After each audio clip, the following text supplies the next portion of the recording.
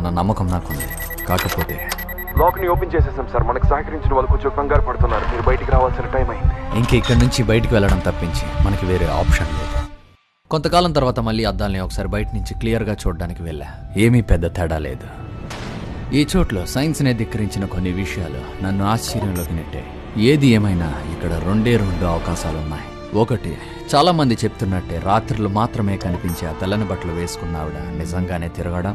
2, అద్దం పైన మధ్యలో ఉన్న పగుళ్ళు, దానిపైన పేరుకుపోయిన ఒక రకమైన పదార్థం లాంటి దానివల్ల సైన్స్ లో లైట్ యొక్క సిద్ధాంతాన్ని సైతం ధిక్కరించేలా కనబడే ఒక దయ్యం లాంటి అపోహే కావచ్చు. ఇంకా ఇక్కడితో దీన్ని ఆపి మనం ఆఖరి చోటికి బయలుదేరాల్సిన టైం వచ్చింది.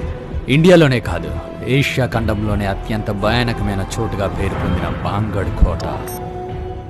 ఆర్కియాలజీ ఆఫ్ ఇండియా అధీనంలో ఉన్న ఈ చోటుని కొంత డబ్బులు కట్టి టూరిస్టులు చూడొచ్చు.